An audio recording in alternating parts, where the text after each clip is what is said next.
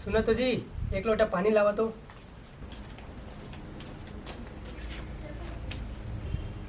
जैसे आजकल मूल फुलोरा था। मैं देखा था आजकल मोर बरतोर में यहाँ कम होते। वो समारुल देख, ओकर पत्नी वाला कितना प्यार करते। एक तय बोले उंगली में न चाहू कथस। ता